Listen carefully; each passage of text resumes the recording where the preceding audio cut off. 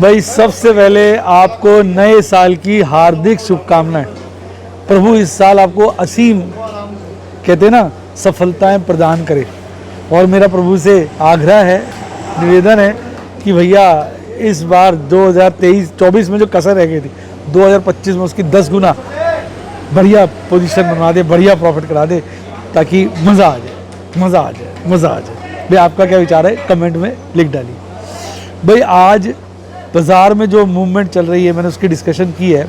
मैं तो बड़ा यार अभी भी कहते ना, लेकिन अब मैं 80% चांस तो मुझे लगता है बाज़ार में नीचे की तरफ झटका आना चाहिए, पर 20% नीचे की तरफ झटका आने से पहले बाज़ार एक बार ऊपर जा सकता है, 24 के लेवल को डिसिसिवली काट सकता है और उसके बाद फिर नीचे गिर सकता है। हालांकि ये बाज़ार बार बार जो है ना 23,200 का लेवल नहीं काट रहा है, 23,000 के नीचे नहीं जा रहा, तो मन में डाउट भी पैदा हो रहा है। भाई आपको क्या लगता है बाज़ार 23,000 काट पाएगा? फटाफट कमेंट में लिख डालो। देखो नए साल का पहला दिन है, दिल की बात कमेंट में लिख दो कि अब नया साल शुरू हो गया, क्या 23,000 के नीचे जाएगा 2025 में या 23,000 के ऊपर ही रहेगा?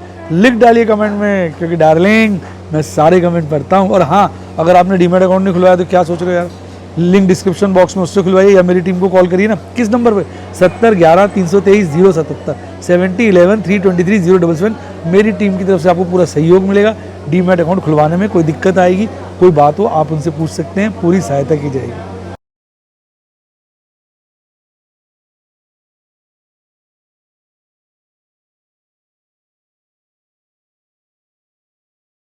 शेयर बाजार में एश्योर्ड या गारंटीड प्रॉफिट की उम्मीद नहीं रखनी चाहिए, या कभी भी किसी भी वक्त कोई भी अनएक्सपेक्टेड इवेंट की वजह से बहुत बड़ा घाटा हो सकता है, जिसके चलते आदमी की सारी पूंजी तबाह हो सकती है और वो फेल भी हो सकता है। शेयर बाजार बहुत ही खतरनाक जगह है, यहाँ एक भूल ही फाइनेंशियल तबाही के लिए काफ़ी है। मैं केवल एजुकेशनल वीडियोज़ ही बनाता हूँ, मैं कोई बाय सेल रिकमेंडेशन नहीं देता हूँ। चर्चा किए गए स्टॉक उदाहरण के लिए हैं और खरीदने या बेचने की कोई रिकमेंडेशन नहीं है। मेरा यह मानना है कि शेयर बाजार में निवेश किसी के कहने पर नहीं करना चाहिए, बल्कि अपने रिस्क एपेटाइट और जानकारी के हिसाब से करना चाहिए। सदा याद रखें, जिसने ली टिप उसकी हुई डिप। शेयर बाजार में निवेश जोखिमों के अधीन है। निवेश करने से पहले सभी संबंधित दस्तावेजों को ध्यान से पढ़ें।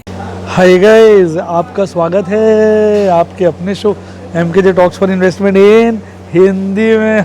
कैसे हैं आप? भाई सबसे पहले आपको नए साल की हार्दिक शुभकामनाएं, और मैं तो कहूँगा प्रभु की कृपा आप पर, हम सब पर बनी रहे, और इस साल हम सभी मिलकर एक मोटा मुनाफा कमाएं और ऑपरेटर के दांत खट्टे कर दें। पिछले साल तो ऑपरेटर ने लास्ट के 2-3 महीनों में हमें फंसा दिया, पर प्रभु की कृपा रहेगी, प्रभु का आशीर्वाद रहेगा तो उससे 4 गुना ज़्यादा का मुनाफा अब हम कवर कर लेंगे। तो भाई आज अगर मैं चर्चा करूँ तो आज मार्केट में, कल तो मैंने वीडियो बनाई नहीं थी, मैंने कहा 31 है, बच्चे सब बिजी होंगे। आज की बात करूँ तो आज मार्केट में कुछ खास बात नहीं थी। शुरू में गिरा हुआ था, फिर तेज रहा, कोई खास बात नहीं थी। मैंने बहुत सारे ऑर्डर डाले हुए थे। आज मैं ड्राइव तो कर रहा था, बीच में मैडम ड्राइव कर रही थी, मैं देख रहा था मार्केट को, मैंने बहुत ऑर्डर डाले हुए थे, पर खास कुछ भी ट्रेड नहीं हुआ। सही बताऊँ तो कोई मज़ेदारी वाली ट्रेड की बात थी नहीं। एक कंपनी में मैंने सिर्फ खरीदारी करी, जबकि ऑर्डर मैंने 25-30 डाले थे, मैंने फंड्स भी ट्रांसफ़र किए थे।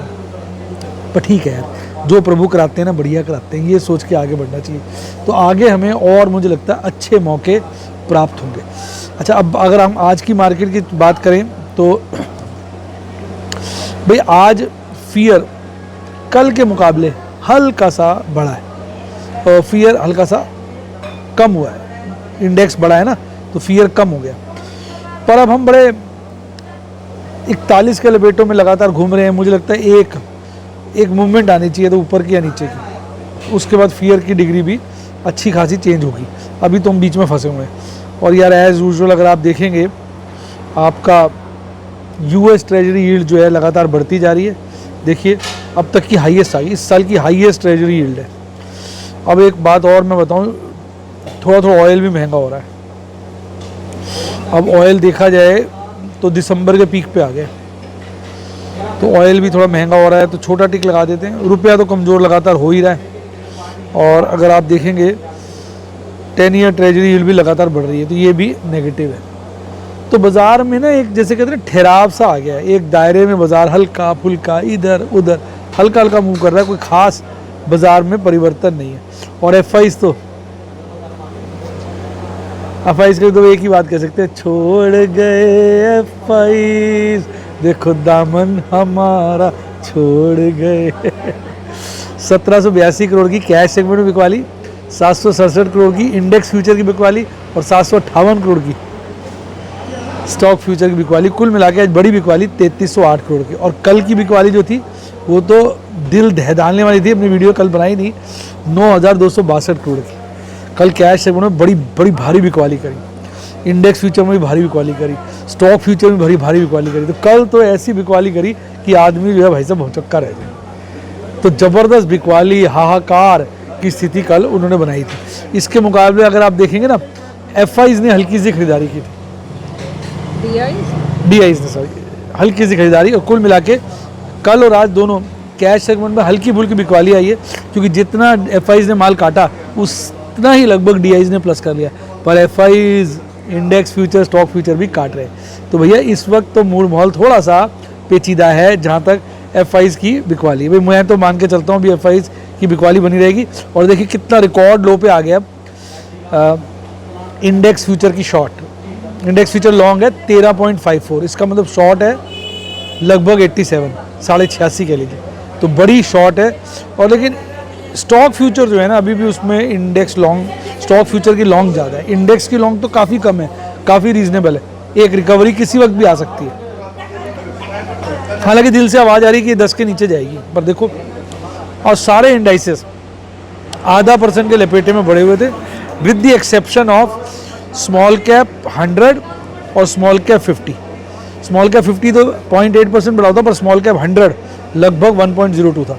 मुझे क्या लग रहा है, ये ना स्मॉल कैप को चढ़ा चढ़ा के मिड कैप को चढ़ा के एक दिन ऐसा मारेंगे आदमी पानी भी नहीं मांगेगा। आपका क्या विचार है? कमेंट में लिख डालो। आपको लग रहा है ये small cap mid cap bumper हो गए? भाई सब लोगों के दिमाग में बिठा दिया स्मॉल कैप मिड कैप तो चलेंगे। अब लोग पता है क्या भाषा बोल रहे हैं, यार स्मॉल कैप मिड कैप में ना एफआईज ने ज़्यादा लॉन्ग की नहीं हुई है, इसलिए वो नहीं गिरेंगे। बेटा जब ये गिरेंगे ना तो साले पानी भी नहीं मांगोगे तुम। ये इतने उस्ताद हैं एफआईज, मैं तुम्हें बता दूँ तो क्या बोलें। और अगर आज देखेंगे तो 1876 शेयर बढ़े हुए थे और 637 शेयर घटे हुए थे। सबसे टॉप पे था SGVN, IRB infra, Muthoot finance, Maruti Suzuki. Maruti Suzuki 11,000 cross कर गया है बड़े दिनों बाद।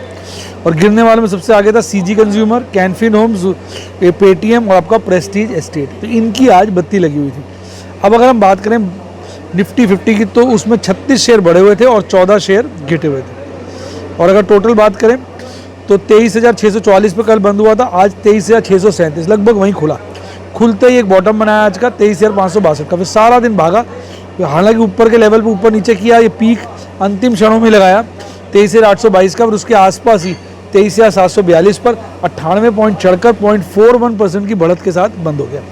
आज जो भागे थे निफ्टी 50 के शेयर वो थे Maruti Suzuki, M&M, Larsen, Bajaj finance, Eicher, Tata Motors और अदानी एंटरप्राइज। गिरने वालों में जो प्रमुख थे वो थे Hindalco, doctor Reddy lab, Adani port, ONGC, Tata steel, Trent और बजाज ऑटो। इनकी बिजली गुल थी आज। और अगर मैं बात करूं चार्ट की, तो चार्ट पे तो देखो कंसोलिडेशन ही बना हुआ है। कल हालांकि कैंडल एक नीचे की तरफ गई थी, पर आज की कैंडल ने उसकी रिकवरी ले ली है। कल की कैंडल और आज कल की कैंडल 200 डेज मूविंग एवरेज, ये है ना 200 दिन मूविंग एवरेज के जस्ट ऊपर बंद हुई थी, खुली तो नीचे थी काफ़ी, और काफ़ी नीचे चली गई थी। आज की कैंडल भी 200 मूविंग डे एवरेज पे खुली, पर उसके बाद नीचे गई, पर आज ऊपर अच्छा पीक बनाकर ऊपर की तरफ क्लोज हुई है। तो आप कह सकते हैं बुरा वक्त कट गया। लेकिन मुझे लगता है यार बाजार 200 दिन मूविंग एवरेज के नीचे डिसिसिवली जाएगा। निफ्टी 50 में भी डिसिसिवली जाएगा, देखो जाना चाहिए। अब नहीं जाता तो मैं यही कहूँगा धोखा हो गया, धोखा हो गया, इस बार भी धोखा हो गया। MACD चार्ट पे लगातार बेयरिश क्रॉसओवर कमजोर हो रहा है। RSI अब 40 का जो क्रूशियल लेवल होता है उसके ऊपर आ गया। 40 के ऊपर रहता है तो हम कहते हैं बुल मोड जारी है, लेकिन अभी 40 के नीचे चला भी गया था, तो अभी डवाडोल है। अच्छा, अब अगर मैं बात करूं इंडेक्स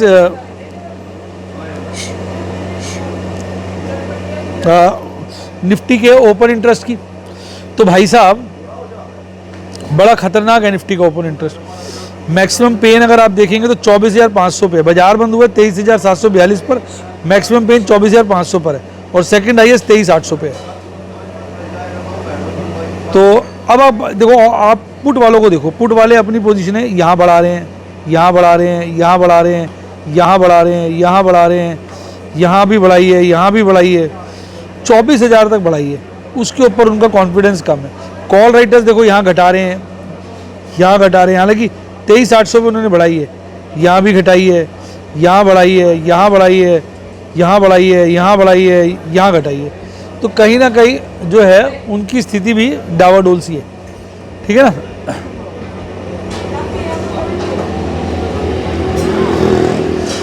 अब महीने का एक्सपायरी देखिए, महीने की पोजीशन थोड़ी स्टेबल रहती है।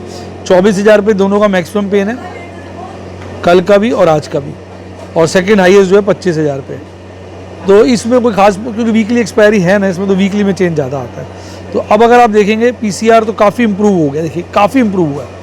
जो कल तक 0.75 के लेवल पे चला गया था, आज 1.04 हो गया। तो एक मैसिव इंप्रूवमेंट पीसीआर में देखने को मिला है, पर मंथली पीसीआर कहीं ना कहीं घटा है।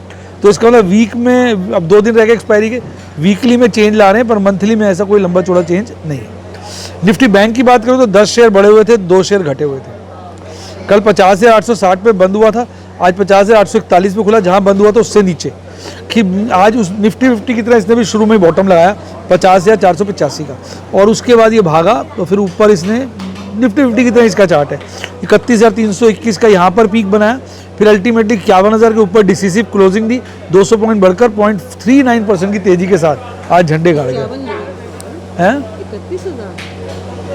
51,000 51,000 है, मैडम कहीं 31 बोलती है मैंने। मुझे वीडियो बाहर बनाओ, ठंड ज़्यादा है यहाँ पर। महावीर जी से लौट रहा था, मैंने कहा घर पहुँचते तो लेट हो जाऊँगा, तो मैंने कहा रास्ते में बना लेते। तो हमने एक रेस्टोरेंट में रुक गए, मैंने कहा चाय पीते, यहाँ का खाना भी अच्छा है, तो चाय मैंने पी ली, 1 कप और पीऊँगा भी जाते वक्त। अच्छा, भाग कौन रहा था? AU small finance, IDFC first, IndusInd, axis bank, HDFC bank, bank of Baroda. इस वक्त ना शेयर कुछ अच्छी पोजीशनों पे ले हैं, मुझे लग रहा है खिला पिला के मोटा कर रहे हैं काटने से पहले।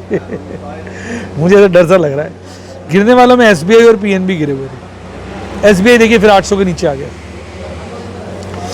अच्छा, इसकी भी चार्ट बिल्कुल वही है, कल काफ़ी नीचे आ गया था, अब ऊपर है, लेकिन अभी 200 डेज मूविंग एवरेज के ऊपर है।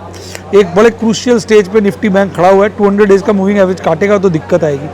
5 दिन से लगातार बेरिश क्रॉसओवर तो बना हुआ है, पर कमजोर हो रहा है। RSI इसका भी 40 के पार है।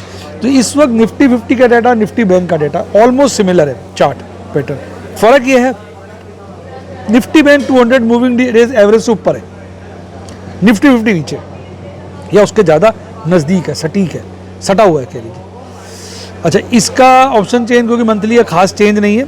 आपका 52,000 पे मैक्सिमम पेन है, सेकंड हाईएस्ट कल 51,000 पे था और 53 पे था, आज 53 पे ही है। तो खास ज़्यादा मूवमेंट नहीं है, इसकी बाद में आती है। लोगों का ध्यान निफ्टी 50 में लग गया है।